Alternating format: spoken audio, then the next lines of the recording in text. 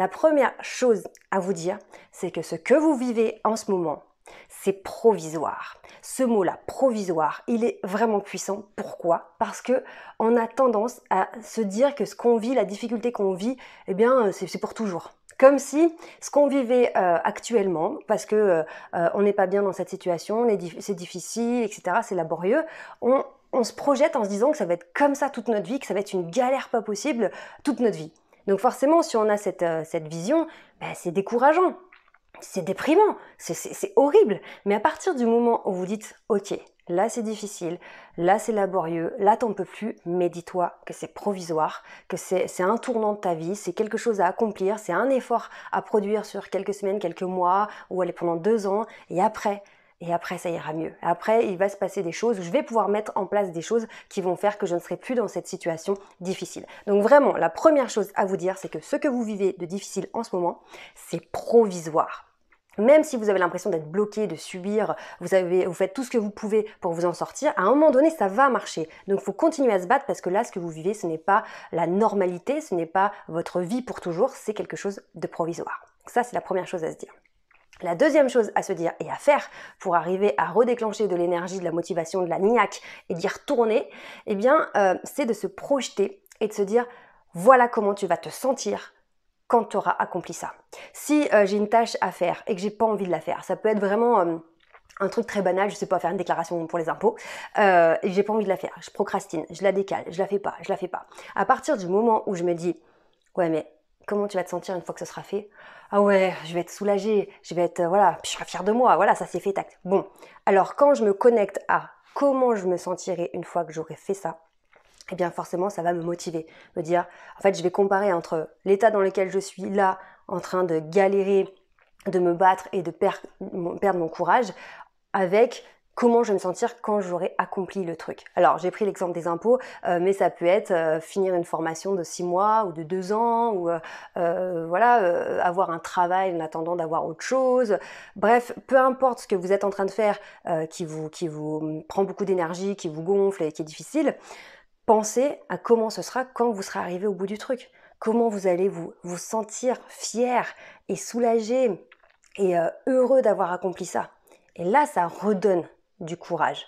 Parce qu'au lieu de se dire, bah, je suis là, ici, et l'instant là où je suis en galère prend toute la place, eh bien, je vais minimiser cette difficulté à l'instant T et me projeter dans ce que je vais obtenir grâce à ça.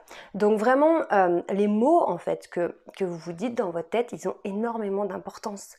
Parce que ça va conditionner votre état émotionnel. Si je me dis, oh, franchement, c'est une galère, j'en peux plus, j'ai que des problèmes, tout est compliqué, j'en peux plus, ça me saoule, votre cerveau vous écoute.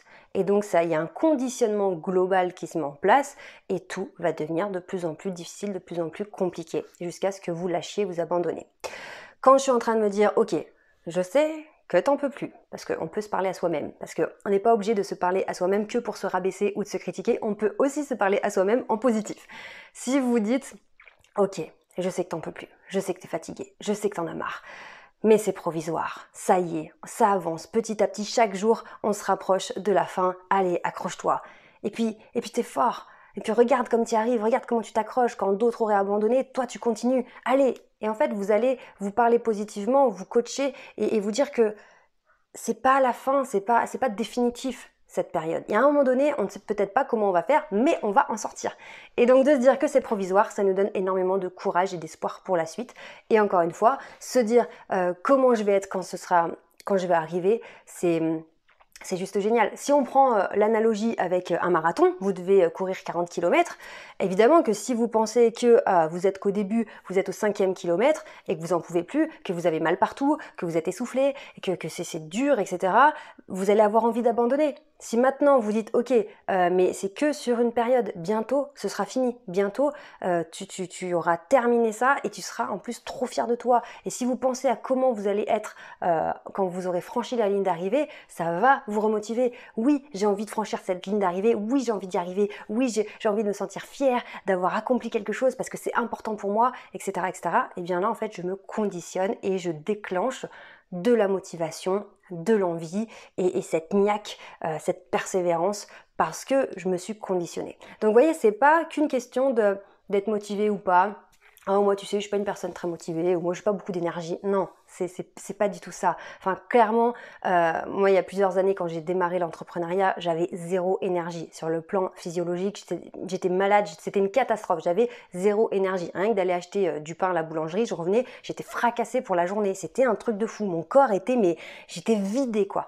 Et donc, j'avais zéro énergie. Mais en me conditionnant, en me motivant, en m'encourageant, j'ai commencé comme ça à créer un petit peu d'énergie, un petit peu, jusqu'à ce que ça devienne hyper puissant. Et aujourd'hui, on me demande, mais comment tu fais pour avoir toute cette énergie? Moi, je me dis, mais attends, c'est à moi qui dis ça? C'est à moi qu'on dit que j'ai beaucoup d'énergie? Mais c'est fou, j'en avais pas, zéro, j'étais mais vidée. Et là, aujourd'hui, on me demande comment je fais pour avoir de l'énergie. Mais comment j'ai fait ça? Eh bien oui, petit à petit, en se conditionnant, on crée comme ça de l'énergie et une vraie puissance. Donc vous êtes capable de créer cette puissance en vous. Il suffit de vous répéter les bons mots, les bonnes phrases, de faire équipe avec vous-même et de changer votre vision de la situation que vous vivez. Soit vous voyez la situation comme catastrophique, compliquée, lourde, franchement vous en pouvez plus, elle vous écrase, vous subissez, soit vous dites que c'est une stratégie pour aller sur autre chose, ça fait partie du plan, c'est normal, c'est difficile pour l'instant, mais ce n'est que provisoire et après ça va être le grand kiff. Et donc là on voit la situation d'un point de vue totalement différent, ce qui nous conditionne totalement différemment et ce qui crée du coup de l'énergie et une puissance en vous. Alors ne lâchez rien, accrochez-vous, conditionnez-vous positivement, parlez-vous bien, aimez-vous, respectez-vous, encouragez-vous et vous allez voir que vous allez déclencher une puissance exceptionnelle et vous en êtes capable, vous avez déjà tout en vous. Surtout,